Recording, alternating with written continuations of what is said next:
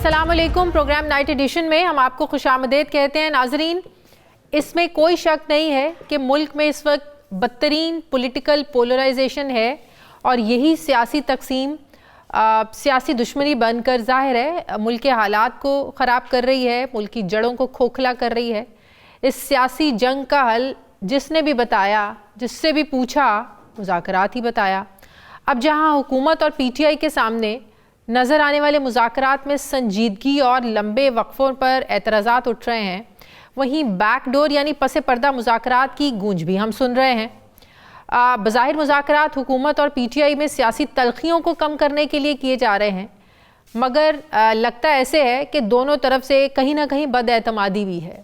ऐसा लगता है कि दोनों फरीक नहीं चाहते थे, लेकिन PTI को हालात का जबर और हुकूमत को मजबूरियाँ मुज़ाकरात की टेबल पर लेकर आई हैं।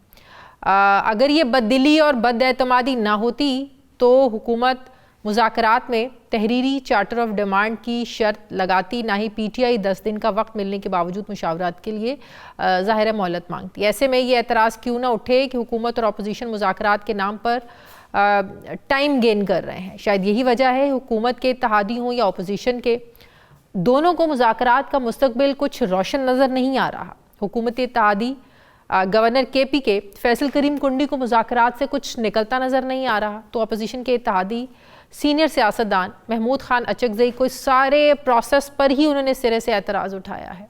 क्या कहा ज़रा देखिए।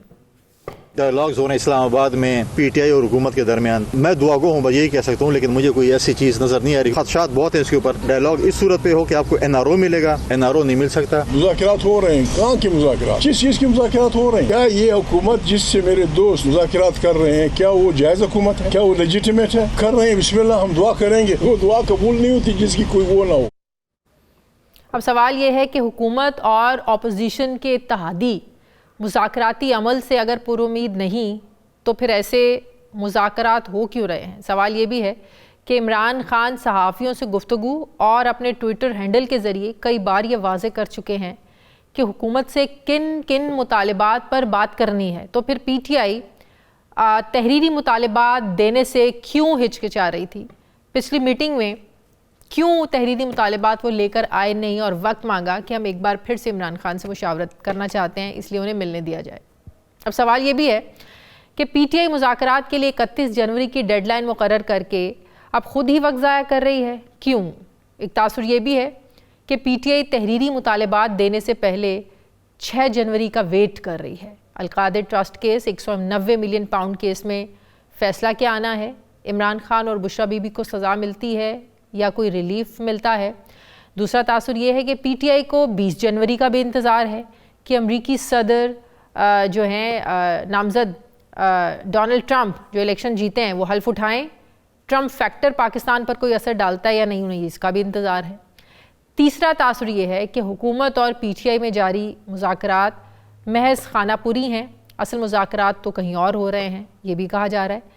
इनमें से कौन सा तासुर कितना दुरुस्त है। सीनियर सहाफ़ी नजम सेठी ने तो यहाँ तक दावा किया है कि पसे पर्दा राब्तों को बुशरा बीबी लीड कर रही हैं और PTI को 9 मई केसेस में जो अभी रिसेंटली रिलीफ मिला है ये उन्हीं राब्तों का नतीजा है। ज़रा सुनिए क्या कहा नजम सेठी साहब ने।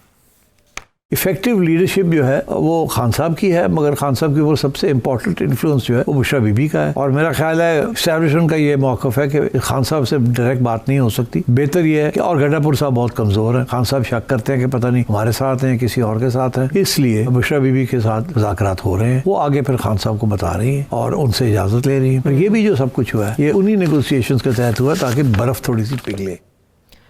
और इसी की झलक हमें नज़र आई साहबजादा हामिद रज़ा साहब की ट्वीट में, जिसमें उन्होंने कहा कि इमरान खान की हकीकत को तस्लीम कर लिया गया है, हमारा मुस्कुराने का नहीं कहके लगाने का वक्त शुरू हो गया है।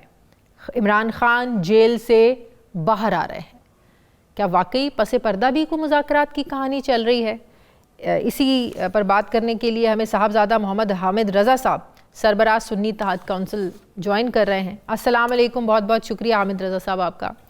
हामिद रज़ा साहब, ये जो जिन तासुरात की मैंने बात की, जिसमें सबसे मजबूत यही है कि पसे पर्दा बातचीत कहीं और हो रही है, रिलीफ मिल रहे हैं और रिसेंटली 9 मई के जिन लोगों को माफ़ी मिली है, सज़ाएं कम हुई, ये भी उसी का नतीजा है।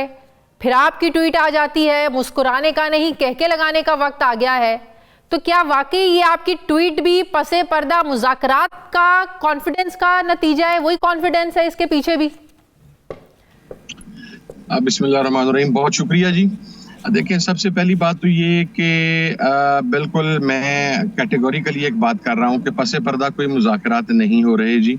मुज़ाकरात वही हैं जो इस कमेटी के ज़रिए हो रहे हैं, और ये खान साहब की मुंतखब करदा इंतहाई सीनियर और सीजनड लोगों के ऊपर मुश्तमिल कमेटी है। और अभी आपने अपने इंट्रो में नजम सेठी साहब का बयान का जो हिस्सा चलाया कि अली अमीन गंडापुर साहब के ऊपर शायद कोई एतबार नहीं है, ये बात कतन गलत है। मैं गुज़श्ता मुलाकात में जब बाहर निकला था तो खान साहब की तरफ से एक बाकायदा क्लियर मैसेज बाहर भिजवाया गया था कि खान साहब को अली अमीन गंडापुर साहब और तमाम अपनी लीडरशिप के ऊपर मुकम्मल एतमाद है, और ये बात खुद खान साहब ने कही थी। नंबर 1 जी। नंबर 2, किस्मती से हमारे मुआशरे के अंदर जब कोई चीज स्ट्रेट फॉरवर्ड हो रही होती है तो शायद कंस्पिरेसी थ्योरीज जो फ्लोट की जाती हैं अपने आप को ज्यादा फेमस करने के लिए, या अपने वीलॉग्स को या अपनी गुफ्तगू को ज्यादा वेटेज देने के लिए, या अपना जो भी आपका नैरेटिव है उसको मार्केट में ज्यादा सेल करने के लिए, उसके अंदर नेगेटिव थ्योरीज आ जाती हैं जी। I am very clear on it, कोई बैकडोर मुज़ाकरात नहीं हो रहे, नंबर 1।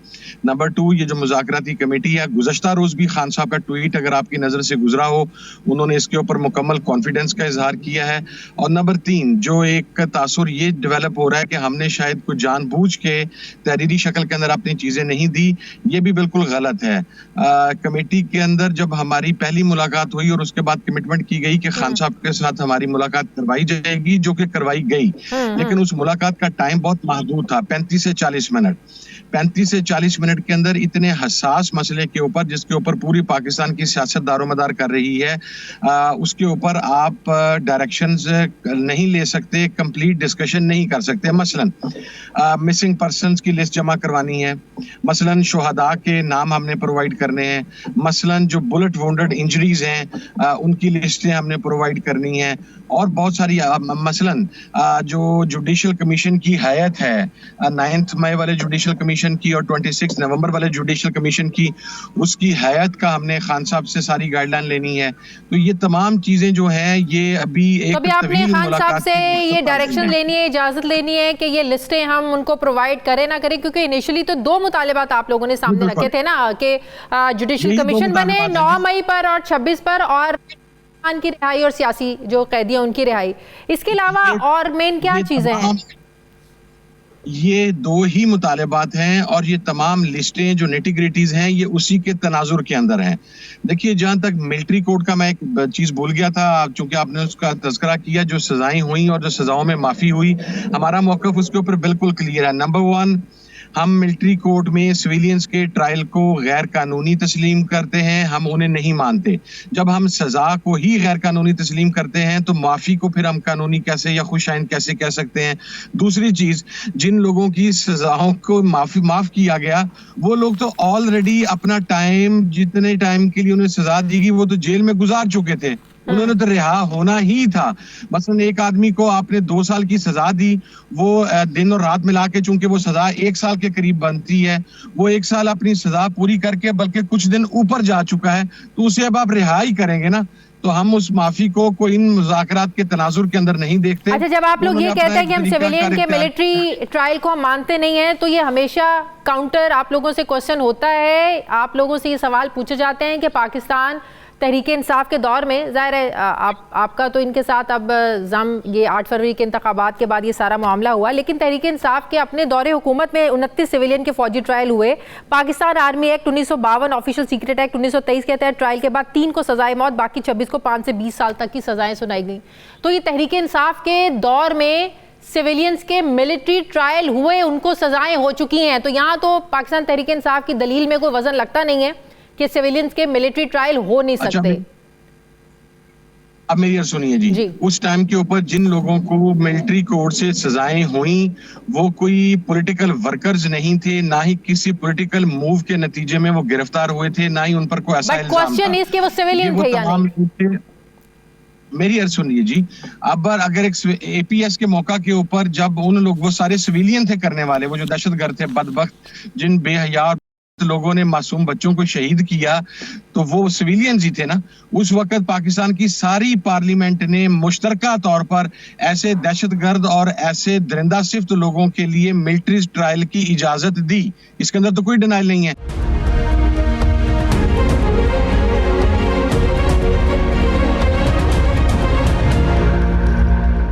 तहरीक इंसाफ के उन एक्ट्स को, उस सारी मूव को दहशतगर्दी का इंतशार का नाम दिया गया। आज भी जब कोई प्रेस कॉन्फ्रेंस होती है, चाहे हुकूमत की तरफ से हो या इस्टेब्लिशमेंट की तरफ से हो, तहरीक इंसाफ को इंतशारी टोले का नाम, उनकी कार्रवाइयों को दहशतगर्दी कहा गया। अच्छा चले, अगर अब आपने कहना भी है इंतशारी टोला, तो सौ बिस्मिल्लाह आप कह लें, हम क्या कर सकते हैं। मेरा ख्याल है सबसे बड़ी दहशतगर्दी तो उस पार्टी ने की थी जब उसने सुप्रीम कोर्ट ऑफ पाकिस्तान पर हमला किया था। आज वो पाकिस्तान की सबसे मासूम पार्टी बनी बैठी है। वो जब मुहिब वतन हो सकती है, वो पाकिस्तान की सबसे सिविलाइज पार्टी हो सकती है, तो आपने अपने ज़ौक की तस्कीन के लिए या तकमील के लिए हमें इंतशारी टोला कहना है तो कह दें। ठीक है हामिद रज़ा साहब, आपकी जो ट्वीट है हंसने से मुस्कुराने तक की, ये मुज़ाकरात की कामयाबी की पॉजिटिविटी है आपके जहन में? आपको इतनी उम्मीद है कि ये मुज़ाकरात कामयाब हो जाएंगे? और जाहिर है मुस्कुराहट से कह के तो तभी लगेंगे ना जब इमरान खान जेल से बाहर आ जाएंगे। और हुकूमती लोग कहते हैं कि जी, तो हुकूमती लोग कहते हैं कि भाई ये तो सारा अदालती प्रोसेस है, इमरान खान को मुज़ाकरात के नतीजे में तो इमरान खान बाहर नहीं आ सकते, वो तो सारा एक अदालती कानूनी एक प्रोसेस है जिसे इमरान खान को गुजरना पड़ेगा। तो ये हंसने से मुस्कुराना तो इतना आसान लगता नहीं है। नहीं जी नहीं, हंसे से मुस्कुराना, मुस्कुराने से कह के लगाना, ये सब कुछ आसान है। इसकी मैं आपको वजह बता देता हूँ। बिल्कुल हुकूमती लोग जो हैं वो सही कहते हैं, लेकिन वो सही बात करके खुद फंस जाते हैं अपनी बात के अंदर कि हमने अदालती तरीके से ही बाहर आना है। और हम भी इस बात पर कायम हैं। डे फर्स्ट से कैटेगोरिकली हमने इस चीज को कहा हुआ है कि जब हम सियासी असीरान इमरान खान साहब इंक्लूडिंग ऑल पॉलिटिकल वर्कर्स, उनकी रिहाई की बात कर रहे हैं, तो हम किसी डील की बात नहीं कर रहे, हमको पर्चे FIR खत्म करने की बात नहीं कर रहे, हम आईनी कानूनी तरीके से अदालती रिलीफ की बात कर रहे हैं और अदालतों से सुरखरू होकर निकलने की बात कर रहे हैं। अब उसमें मेरा एक नुक्ता समझिएगा, आज से 1 माह पहले इमरान खान साहब की तमाम केसेस में जमानत हो गई और उस शाम को उनकी रोबकार जारी होनी थी और इमरान खान साहब ने बाहर आ जाना था, मगर फिर एक कोने खुदरे से FIR निकाली गई, उसमें इमरान खान साहब का नाम डाल के दोबारा उन्हें रिमांड पे भिजा के जुडिशल कर दिया गया। इसी तरीके से बेताशा सीरान ऐसे हैं जिनके ट्रायल कोर्ट में मुकम्मल हो चुके हैं। जब किसी शख्स का ट्रायल मुकम्मल हो जाता है तो आईनी कानूनी तौर पर जमानत उसका हक होता है, उसका इस्तेहकाक होता है, लेकिन प्रोसिक्यूशन वहां पर पॉलिटिकली विक्टिमाइज करने के लिए उस जमानत की मुखालफत करती है और उसी असर के अंदर अदलिया उन अफराद को अंदर रखने के अंदर उस मामलात को डिले करती चली आ रही है। अच्छा हामिद रज़ा साहब, क्या आज भी आप लोग अपनी 31 जनवरी की डेडलाइन पर कायम हैं? क्या मुज़ाकराती कमेटी में, हुकूमती जो कमेटी है वहां पर भी, उन पर भी प्रेशर है 31 जनवरी की डेडलाइन का? मेरे इल्म में ये तो नहीं है जी कि उन पे प्रेशर है या नहीं हुकूमती कमेटी पर, लेकिन मैं इस बात को बिल्कुल क्लियर कर दूं कि 31 जनवरी बिल्कुल फाइनल है जी और इसके अंदर कोई तब्दीली नहीं होगी। कल नवीद कमर साहब कह रहे थे कि हमसे तो उन्होंने 31 जनवरी की, वो मेरे प्रोग्राम में थे कल, वो कह रहे थे कि 31 जनवरी की डेडलाइन का ना उन्होंने हमसे जिक्र किया, ना मुज़ाकराती कमेटी में इस डेडलाइन के इशू पर कोई बात हुई है कि जो भी करना है 31 जनवरी के अंदर अंदर कर ले, नहीं तो उसके बाद सिविल नाफरमानी या जो भी तहरीक इंसाफ करना चाहती है वो कर ले। बात यह है कि अगर 31 जनवरी की डेडलाइन है, तहरीक इंसाफ भी, आप लोग भी जाहिर है टाइम मांग रहे हैं इमरान खान साहब से मुलाकात का, इमरान खान से आप लोगों को भी इजाज़त लेनी है, फिर कुछ तय होगा, फिर पूछेंगे, हुकूमती कमेटी कहते हैं कि उन्हें भी जाहिर है जो आप लोगों के साथ मामलात होंगे तो वो भी जाहिर है नवाज शरीफ साहब से इजाज़त लेनी होगी। सब लोग, सब पार्टियाँ हैं, हर पार्टी को अपने अपने सरबराहान से बातचीत की जाहिर है इजाज़त लेनी होगी, अप्रूवल चाहिए होगी, तो ये तो इतना टाइम टेकिंग है। तो 31 जनवरी तो कैसे आप लोग मीट करेंगे इस डेडलाइन को?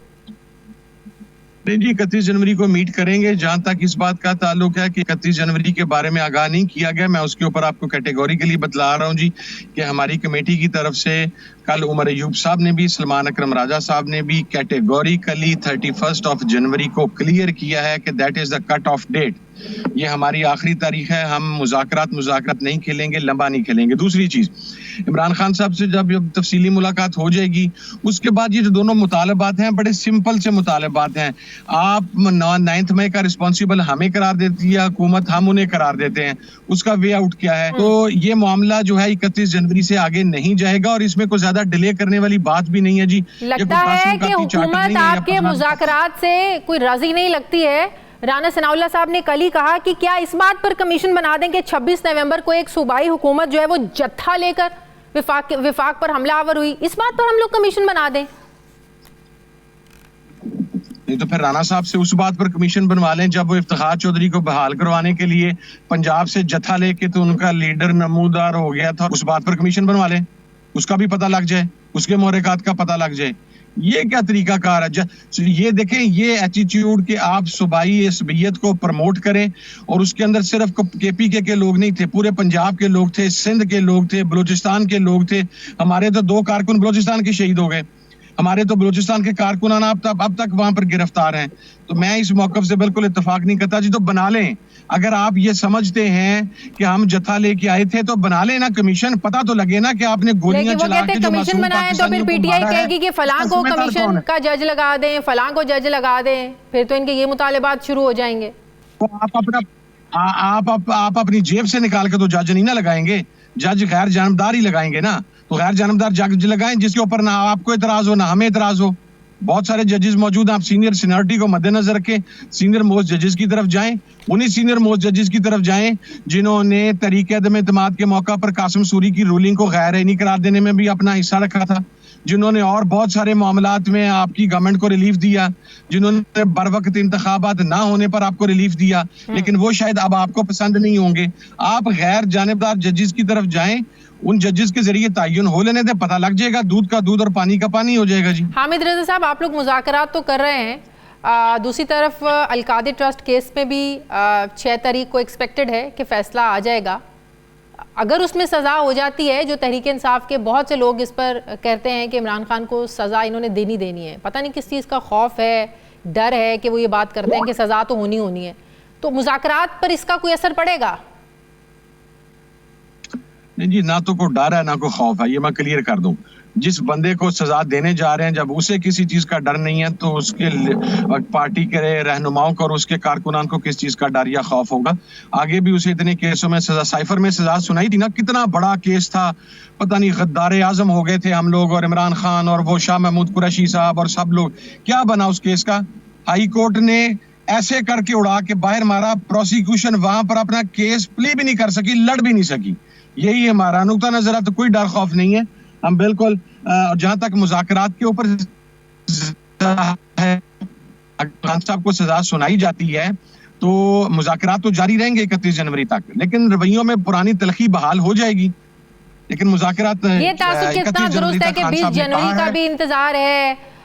डोनाल्ड ट्रंप जब सदारत का हल्फ उठाएंगे, जाहिर है उनकी पॉलिसी सामने आएंगी, उसके बाद जो है पीटीआई को और खुलकर खेलने का मौका मिलेगा, फिर ये मुतालिबात सही अपने सामने रखेंगे। अभी ये टाइम गेन कर रहे हैं 20 जनवरी तक। अच्छा, मेरी समझ से बाहर है। गुज़श्ता रोज इमरान खान का साहब का जेल से कैटेगराइज करके बयान आया कि जो बाइडन की एडमिनिस्ट्रेशन ने पाकिस्तान के अंदरूनी मामलात में मुदाखलत की ऑपरेशन रजीम चेंज के अंदर। मैं उम्मीद रखता हूं कि ट्रंप एडमिनिस्ट्रेशन के टाइम के ऊपर जब ट्रंप वो आ जाएंगे इक़्तिदार में, प्रेसिडेंट ट्रंप, उनकी एडमिनिस्ट्रेशन पाकिस्तान के अंदरूनी मामलात में मुदाखलत नहीं करेगी। मेरी रिहाई और तमाम कारकुनान की रिहाई वो पाकिस्तान के अंदर और अंदरूनी हालात के नतीजे में और तहरीक के नतीजे में होगी। अब इससे ज्यादा बड़ी क्लैरिफिकेशन और आपको क्या चाहिए या आपको मकसद क्या चाहिए? Black and white clear statement. बाकी अगर ये बात है कि हम 20 से आगे ले जाना चाह रहे हैं तो फिर हो सकता है, मैं ये बात भी कह सकता हूं कि कुछ लोग शायद ट्रंप के आने से पहले ही खान साहब को छोड़ने के ऊपर मुसर हैं, ताकि जब ट्रंप आए तो कह सकें कि sir the matter is been resolve. फिर मैं ये नैरेटिव ले लेता हूं। तो इसका मतलब कहीं ना कहीं ऐसी सोच या ये सोच भी पनप रही है पीटीआई के अंदर? हमारी तरफ से तो नहीं पनप रही जी, दूसरी साइड से पनप रही होगी, बिल्कुल पनप रही होगी, पनप रही चाहिए भी। सही। जिस तरीके से उनके ट्वीट डिलीट हो रहे हैं, माजी में किए गए ट्वीट्स और मैसेजेस उनके ट्विटर हैंडल से डिलीट हो रहे हैं, तो वो नजर तो आ रहा है। बेचैनी उस साइड पे है। बहुत शुक्रिया सरबराह सुन्नी इत्तेहाद काउंसिल साहबजादा मोहम्मद हामिद रजा साहब मेरे साथ थे, बहुत शुक्रिया आपका। मुझे ब्रेक लेनी है नाज़रीन, वापस आते हैं वक्फे के बाद।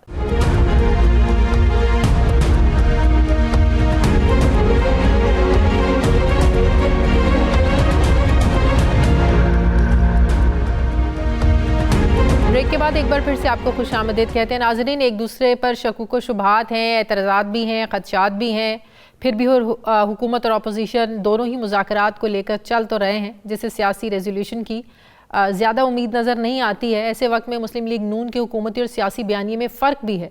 नून लीग के अंदर से PTI को मिलने वाले रिलीफ और उनके साथ मुज़ाकरात के हक़ में और मुखालिफत में पैरेलल दोनों आवाज़ें उठ रही हैं। हुक्मरान जमात के कुछ लोग जहाँ मुज़ाकरात को मुल्क के लिए ज़रूरी समझते हैं, वहीं कुछ रहनुमा मुज़ाकरात की टाइमिंग और मिलने वाले रिलीफ पर सवालात उठा रहे हैं। गुज़श्ता रोज़ जब 9 मई केसेस में फ़ौजी अदालतों से सज़ाएं पाने वालों को इंसानी बुनियादों पर माफ़ी देकर रिहा किया गया, तो उस मामले में भी हमने देखा कि मुस्लिम लीग नून में एक डिवीज़न है। वज़ीर इत्तलात पंजाब उज़्मा बुखारी ने इस पर धुआंधार एक प्रेस कॉन्फ्रेंस की और रिलीफ मिलने पर सवालात उठाए, तो सीनियर लीगी रहनुमा राना सनाउल्लाह इस फैसले से मुतमईन नज़र आए। क्या कहा दोनों ने, देखिए। एक तरफ आप माफ़ीनामा लिख के देते हैं, आपके वालिदैन जो है वो गिड़गिड़ाते हैं, दूसरी तरफ बाहर निकल कर जो ज़बान वो इस्तेमाल कर रहे हैं। फिर मेरा सवाल ये है कि या इनको किसी रियायत का मुस्तहिक होना चाहिए, यानी अब भी वो 9 मई जैसे फसाद दोबारा करने के लिए तैयार है, तो माफ़ी किस चीज़ की, इनको माफ़ी नहीं मिलनी चाहिए। ये मैं नहीं समझता कि उनके दायरा कार में ये बात आती है। ये आर्मी चीफ का डिसीजन है और फौज का एक अपना निज़ाम है, फौज का एक अपना तरीक़ाकार है और लोगों ने माफ़ी मांगी है उनसे और उन्होंने मर्सी की है, उन्होंने वो लीनियंट व्यू लिया है, इसको अप्रिशिएट किया जाना चाहिए। उज़्मा बुखारी से पहले लीगी रहनुमा जावेद लतीफ़ भी पिछले हफ्ते उन्होंने ये सवाल उठाया कि क्यों नहीं कहते कि इमरान खान को छुड़वाने के लिए दबाव है। उन्होंने ये भी कहा कि दबाव में अगर कुछ किया गया तो पूरी कौम खड़ी होकर दिखाएगी। बगावत करने वाले को छोड़ने और साइकिल चोर को लटकाने से रियासतें नहीं चलती। इसी तरह ख्वाजा आसिफ ने भी ये सवाल उठाया कि एक शख्स हमसे हाथ नहीं मिलाना चाहता था, मगर ये अचानक तब्दीली कैसे आई। वो अपनी हुकूमत को भी खबरदार कर चुके हैं कि इमरान खान से होशियार रहें, कहीं इस्तेमाल ही ना हो जाएं। लीगी रहनुमाओं के ये जो बयानात हैं, इनसे ये तासुर मिलता है जैसे मुस्लिम लीग नून इन मुज़ाकरात की टेबल पर बैठी नहीं, बिठाया गया है, और वो भी ज़बरदस्ती। ज़ाहिर है इस्टेब्लिशमेंट और PTI के दरमियान डेडलॉक की बेनिफिशरी कोई और नहीं, हुकूमती जमातें ही हैं। 9 मई पर रिहाई देने के फैसले पर नून लीग में इख्तलाफ राय एक ऐसे वक्त में सामने आ रहा है जब चंद दिन पहले वज़ीर आज़म शहबाज शरीफ ने जहां हुकूमत और इदारे के दरमियान ताउन को मिसाली करार दिया, वहीं उन्हें कुछ वसवसे भी हैं। वो क्या वसवसे हैं, ज़रा देखिए। हुकूमतें और इदारे मिलकर काम कर रहे हैं। मैंने इस तरह की पार्टनरशिप माजी में नहीं देखी। मुझे बड़े वसवसे हैं, लेकिन मैं दुआ करता हूं कि आइंदा भी ये पार्टनरशिप क़यामत तक जारी रहे। सवाल उठ रहा है कि जब सब ठीक चल रहा है तो प्राइम मिनिस्टर शहबाज शरीफ साहब के दिल में अपनी हुकूमत के मुस्तकबिल के बारे में और इस सेम पेज के बारे में, इस मिसाली ताउन के बारे में खदशात कैसे, वसवसे कैसे। अगर इंतज़ामिया और हुकूमत एक पेज पर है तो कैदियों की रिहाई के रिलीफ पर नून लीग में इख्तलाफ राय क्यों है? या ये जानबूझकर स्ट्रैटेजी है गुड कॉप और बैड कॉप? एक ने हक़ में बोलना है और दूसरे ने मुखालिफत में बोलना है। इस पर मैं बात करूँगी। मुझे ज्वाइन कर रहे हैं मुस्लिम लीग नून के सीनियर रहनुमा जनरल रिटायर्ड अब्दुल क़य्यूम साहब। अस्सलाम वालेकुम, बहुत बहुत शुक्रिया जनरल साहब आपका। जनरल साहब, राना सनाउल्लाह साहब ने बिल्कुल सही बात की कि ज़ाहिर है आर्मी का अपना एक प्रोसीजर है, उनका अपना एक प्रोसेस है। उन्होंने मर्सी की, जिन लोगों को सजाएं उन्होंने माफ़ कर दिया। लेकिन दूसरी तरफ देख रहे हैं कि नून लीग के अंदर से ही वो लोग खिलाफ भी बोल रहे हैं, इस पर इख्तलाफ भी है उनको, और वो कह रहे हैं कि आप लोगों ने उनको क्यों जो है वो रिलीफ दिया, क्यों उनकी सज़ाओं में माफ़ी दी आपने। ये गुड कॉप बैड कॉप का खेल ये जानबूझकर है, एक स्ट्रैटेजी के तहत खेलती हैं सारी जमातें। ये देखिए शाजिया, ये जो मुख्तलिफ सियासी बयानात होते हैं ना मुख्तलिफ लीडर्स के, उनकी भी एक अपनी अहमियत होती है, चूँकि उससे एक इम्प्रेशन क्रिएट होता है। लेकिन ज़्यादा अहमियत का हामिल ये है कि जो पार्टी की लीडरशिप है उसने क्या मौक़िफ़ अख्तियार किया है। आई एम श्योर कि ये मुज़ाकरात मुमकिन ना होते अगर नवाज शरीफ साहब जो पार्टी के प्रेसिडेंट हैं वो ओके ना करते, या जो प्राइम मिनिस्टर हैं शहबाज शरीफ साहब, या उनके जो कोलिशन गवर्नमेंट है, साथ पीपल पार्टी के लोग हैं, ये सारे मुतफिक ना होते, ये ज्यादा अहमियत का हामिल है। और मेरे ख्याल में इसके ऊपर तो कोई डाउट नहीं होना चाहिए कि मुज़ाकरात मुल्क के ये भी तो सवाल है ना कि ओके किया है या ओके करवाया गया है। नहीं, देखिए ये तो स्पेकुलेटिव है ना, करवाया गया नहीं। मैं आपको सच ये नहीं, अभी आप सोचिए कि जब ये टेक ओवर किया था तो उस वक्त ही शहबाज शरीफ साहब ने कहा था कि हमें मिसाके मफामत करना चाहिए। हमें आगे इसी तरह पीपल पार्टी ने भी कहा था 1 कदम आओगे हम 2 कदम आएंगे। और मेरे ख्याल में ये कराए गए की बात नहीं है, ये मुल्क के मफाद में है। और ये जो स्टांस लिया गया है ये अच्छी बात है। और इसमें मेरे ख्याल में तहरीक इंसाफ का रोल जो है उसकी ये भी मुल्क का मफाद, ये 8 फरवरी से पहले जो पीटीआई के साथ जो कुछ हो रहा था और जो कुछ हो रहा था उसके नतीजे में पीटीआई जाहिर है जो रिएक्ट कर रही थी, एहतजाज और सारा कुछ और धरने और ये मुल्क का जो मफाद है, इतना ज़्यादा नुकसान करवाने के बाद क्यों याद आता है फिर जब इक़्तिदार मिल गया नून लीग को और बाकी लोगों को, उसके बाद ही मुल्क का मफाद क्यों याद आ रहा है। याद करें कि अदम एतमाद के बाद ये सारी जब एक इंस्टेबिलिटी शुरू हुई थी तभी सब लोग कह रहे थे कि आप लोग बैठ जाएं, बातचीत कर लें, मिलकर कोई रास्ता निकाल लें अर्ली इलेक्शंस का या इलेक्शन टाइम पर हो जाए। उस वक्त किसी को मुल्क का मफाद याद नहीं आया। आज जब इतने लोगों को सजाएं हो गई, इतना नुकसान हो गया, 9 मई हो गया, 26 नवंबर हो गया, तो फिर हमें मुल्क का मफाद याद आ रहा है sir, unfortunately. This is so sad. मैं आपसे एग्री करूंगा कि मुल्क का मफाद में तो यही था ना कि आपके इलेक्शन हुए हैं और उसके बाद जिन लोगों को एतराज़ात है वो इलेक्शन ट्रिब्यूनल्स में जाएंगे और बाकी आप हुकूमत के साथ आके असेंबलियों में ओथ लेंगे। सब ने ओथ ली है, सेनेट के अंदर भी और इधर भी नेशनल असेंबली, और फिर एक सूबे में हुकूमत बनी है। सब लोगों ने prime minister, chief minister, president की इलेक्शन में हिस्सा लिया है।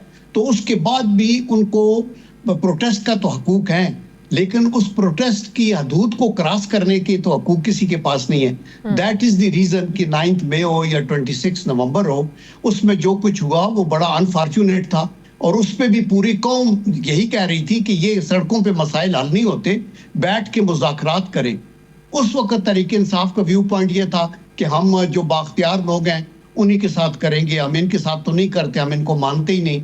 तो ये अभी यू टर्न लिया है, but I quite agree with you कि ये यू टर्न लिया है और देर आया दुरुस्त आया, लेकिन ये तो बहुत टाइम, बहुत सा पानी पुलों के नीचे से गुजरा है, बहुत सा नुकसान हुआ है। लेकिन उसके बावजूद भी आप नहीं समझते कि दोनों तरह से एक ट्रस्ट डेफिसिट है, बदएतमादी है, अभी भी एक दूसरे पर ट्रस्ट करने में मुश्किलात तो हैं।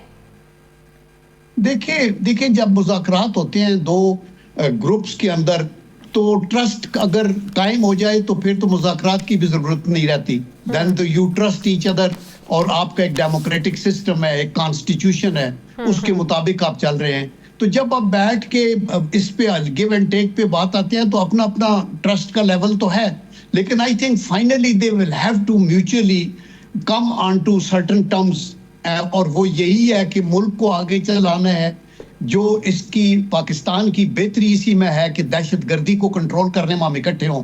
मुल्क की मफाद इसी में है कि इकानमी के लिए हम बैठ के अगले जो मेजर्स हैं उनको लें। बिल्कुल सही जनरल साहब, जो दो मुतालिबात हैं पीटीआई के, इमरान खान की और सियासी जो लोग हैं उनकी रिहाई, जो सियासी कैदी है उनकी रिहाई, और दूसरा 9 मई और 26 नवंबर पर जो कुछ हुआ उस पर आप जुडिशल कमीशन बना दें, ये उनका 2 मुतालिबात हैं। तो ये मुतालिबात क्या हुकूमत के लिए मानना प्रैक्टिकल है? देखिए इसमें 2 चीजें हैं। मुझे तो नहीं पता, हुकूमत तो कि मैं हुकूमत में नहीं हूँ, लोग बैठ के जो गुफ्तगू कर रहे हैं वो देखेंगे। लेकिन मैं ये समझता हूँ कि देखिए कमीशन जो बनाया जाता है ना जुडिशल, वो ये एस्टेब्लिश करने के लिए बनाया जाता है कि हुआ क्या है। और उसके बाद जो लोग जिम्मेदार हो उनके ऊपर अदालतों में जाके मुकदमे चलते हैं और उनको आंसरेबल किया जाता है। यहाँ चूंकि ये इस नौइयत की एक किस्म का एक स्टेट के खिलाफ क्राइम्स हुए थे कि फौरी तौर पे जुडिशियल कमीशन की बजाय हुकूमत अदालतों में चली गई और अदालतों ने पनिशमेंट देनी शुरू कर दी, तो जुडिशियल कमीशन तो सुपरसीड हो गया, पीछे चला गया। ये तो हम एक स्टेप आगे आ गए हैं और उनकी जो सजाएं हुई हैं उनको रिव्यू भी किया जा रहा है और उसमें यह भी देखा जा रहा है, यहाँ बेनिफिट ऑफ डाउट है, वहां इवन आर्मी के चीफ के लेवल के ऊपर सजेशन दिया, वो काबिल तारीफ है, ये उनका एक अपना प्रीरोगेटिव है जो उन्होंने किया। लेकिन इन एडिशन टू दैट फिर हाई कोर्ट में भी जाएंगे, सुप्रीम कोर्ट में भी जाएंगे, और वी प्रे एंड होप कि सबको इंसाफ मिले, किसी बेगुनाह के साथ ज्यादती नहीं होनी चाहिए। और मैं ये अश्योर करता हूं कि और जो बेगुनाह है वो बिल्कुल अदालतों जेलों में नहीं रहने चाहिए। तो मेरा तो यही व्यू पॉइंट है कि आई एम श्योर इंशाल्लाह अगर ये डायलॉग करते रहे और सिंसेरिटी के साथ के मुल्क को आगे लेके जाना है, अपने सियासी तहफ़्फ़ुज़ात अपनी जगह पे हैं, आपके जैसे राना सनाउल्लाह साहब ने कहा कि तहरीक इंसाफ कहती है कि हम पर झूठे मुकदमे हैं, तो उन्होंने याद दिलाया है कि हम पे कौन सा सही मुकदमे बने थे, हम पे भी झूठे ही मुकदमे बने थे। तो ये जो एक रविश है, आप नहीं समझते इस रविश को तर करना होगा? आज आप इक़्तिदार में हैं, कल को कोई और होगा, तो ये जो झूठे मुकदमात बनाने वाली इस रविश को भी खत्म करना होगा, माजी से सीखना होगा।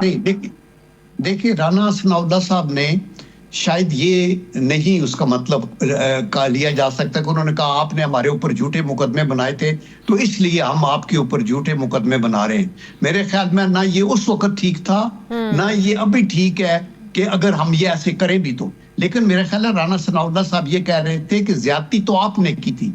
देखिए ना, सबको पकड़ के अंदर किया, ऊपर से लेके नीचे तक। अभी जो आप नवाज शरीफ, शहबाज शरीफ और मरियम है, सारे इनको शाहिद खाकान अब्बासी कितना खराब करके फिर कहा नहीं आप बेगुनाह हैं। तो मेरे ख्याल में और फिर राना सनाउल्लाह साहब के ऊपर तो ऐसी जुर्म लगाया गया जिसकी सजा मौत थी। इसका कोई जवाज है? somebody is answerable to this? क्या आज हमने किसी के ऊपर ये जवाज लगा के तो किसी को अंदर किया हुआ है कि नहीं आपके पास ये चंद उनके मुकदमात हैं जिनके लिए वो अदालतों में हैं, और जजेस हमारे अल्लाह के करम से आपके सुप्रीम कोर्ट की चीफ जस्टिस पे कोई उंगली नहीं उठा सकता। अदालतें चल रही हैं, अदालतें अहकामात दे रही हैं, वो उनको प्राइम मिनिस्टर साहब को क्यों वसवसे हैं और क्यों उन्हें खदशात हैं? वो कहते हैं इतना मिसाली ताउन, सेम पेज, वो इससे पहले भी वो बातें करते रहे। किसकी उनको डर है कि उसकी नजर ना लग जाए, इस मिसाली ताउन को नजर ना लग जाए? हमने जो देखा है, अब माजी उठाकर देख लें, ये जो मिसाली ताउन और सेम पेज है इसको हमने अलग-अलग होते भी देखा है। ज्यादा दूर न जाएं, आप इमरान खान के दौर की मिसाल ले लें, तो किसकी नजर लगने का खौफ है आप लोगों को? नहीं, देखिए इसका मतलब ये नहीं कि प्राइम मिनिस्टर अगर ये कह रहे हैं कि मिसाली हमारा तामन है तो इसका ये मतलब है कि खौफ है। खौफ नहीं, वो अप्रिशिएट कर रहे हैं। चूंकि माजी के अंदर आपने देखा है, आपके सामने है सब कुछ। यहाँ मार्शल लॉ भी लगे, यहाँ इमरान खान साहब ने खुद कहा कि मैं हुकूमत में तो आ गया, मुझे हुकूमत कोई करने नहीं देता था, और वो तो मेरी तो ये पॉलिसी नहीं थी, ये तो फलाने ने किया, ये तो फलाने ने किया, ये ऑर्डर। लेकिन ये तो वही इमरान खान थे ना जो ये कहते थे सेम पेज पर है, जबरदस्त ताल्लुकात है हमारे और फौज के। लेकिन वो सेम पेज पे कहना तो अलग बात है, लेकिन अभी बाद के अंदर तो उन्होंने कहा मेरे सेम पेज पे तो फिर नहीं थे ना, कि अगर वो काम नहीं करने दिया तो इसका मतलब है सेम पेज वाली बात वो गलत कर रहे थे। उन्होंने ये कन्वे किया कि आई वाज बीइंग डिक्टेटेड। आज अल्लाह का करम है, आपकी कोलिशन गवर्नमेंट चल रही है, उसमें एक नून की हुकूमत नहीं है या नून की पार्टी नहीं है, सारी बाकी जमातें हैं, और खुदा के करम से इकोनॉमी के अंदर एक पीपल्स पार्टी तो कहती है, वो तो अलग ऐलान कहते हैं हम हुकूमत का हिस्सा थोड़ी है, हमने तो सपोर्ट किया हुआ है बस ताकि ये जमहूरियत चलती रहे और सिस्टम चलता रहे, हम हुकूमत में थोड़ी हैं। देखिए पीपल पार्टी वाले भी हमारे भाई हैं, लेकिन पॉइंट ये है कि उनके साथ जो हमारा एक मुआहदा हुआ वो यही हुआ कि वो प्रेसिडेंटशिप उनके पास होगी, सेनेट के चेयरमैन उनके होंगे, गवर्नर्स उनके होंगे, और ये जो हुकूमत चलाने वाला काम है ये आपका होगा। और हमने कहा इस चलाने वाले में भी आप शामिल हो। हमने उनको ये बार बार कहा और आज भी कहते हैं कि वो इसमें भी शामिल हो। क्यों वैसे तो पाकिस्तान पीपल्स पार्टी क्यों रिलक्टेंट रही है पाकिस्तान पीपल्स पार्टी वजारतें लेने से, हुकूमती ओहदे लेने से? देखिए वो इसलिए, मैं जो समझता हूँ मेरी नाक़िस अक्ल में एक एज ए पॉलिटिकल वर्कर के तौर पे, कि इन हालात में हुकूमत करना कोई बेड ऑफ रोजेस नहीं है। अगर आप हुकूमत करें और इकानमी की वो हालत हो जो इन्होंने टेक ओवर की है, और दहशतगर्दी का ये आलम हो, और मुल्क के अंदर सियासी मुखालफत इस हद तक हो कि वो कहते हैं हम कफन लेके आ रहे हैं, मारेंगे मरवाएंगे, इन हालात को आपने हैंडल करना हो, तो मेरे ख्याल में आपको ये वाइज होगा कि आप अपोजिशन में रहें। यानी आप देखें कि नून की जो अपनी सोच थी वो यही थी कि अगर पीपल पार्टी जो तावन करना चाहती थी तहरीक इंसाफ वो कर लेते तो मुस्लिम लीग नून अपोजिशन में रह के फायदे में रहती। देयरफॉर हुकूमत में जब आए तो आपके कंधों पे ये रिस्पॉन्सिबिलिटी आ जाती है कि आप जो है वो अगर डिलीवर नहीं करते। तो आप कह रहे हैं पाकिस्तान पीपल्स पार्टी डर गई, इन अदर वर्ड्स कहते हैं बुज़दिल थे, कि वो नहीं चाहते थे कि कल को अवाम को जवाब दें। नहीं शाजिया बुज़दिल तो मैं नहीं, I dare not say that कि बुज़दिल, ये उनकी हिकमत अमली है और मेरे ख्याल में ये उनकी अपने तौर पे ठीक एक हिकमत अमली है कि वो हुकूमत में नहीं आना चाहते। देखिए जब आपके पास मेजॉरिटी ना हो ना, आइडियली 2/3 होनी चाहिए, ना हो तो सिंपल तो हो, अगर सिंपल भी ना हो तो कोलिशन गवर्नमेंट में जब आप हैं तो आप पॉलिटिकली वीक विकेट के ऊपर है, तो that is why you have to listen to everybody. तो मेरे ख्याल में उस सोच के साथ पीपल पार्टी ने कॉन्स्टिट्यूशनल पोस्टें तो ले दी और लेकिन वो बाहर रहे, बट उनके सर आंखों पे आई एम श्योर के शहबाज शरीफ साहब से मुलाकात जो इनकी लीडरशिप की हो रही है उसमें उनकी जो सियासी जायज जो मुतालबात है उनको भी ज़ेरे गौर। अदरवाइज अगर पीपल पार्टी साथ नहीं हो तो हुकूमत चल ही नहीं सकती ना। देर आफ्टर तो फिर बात।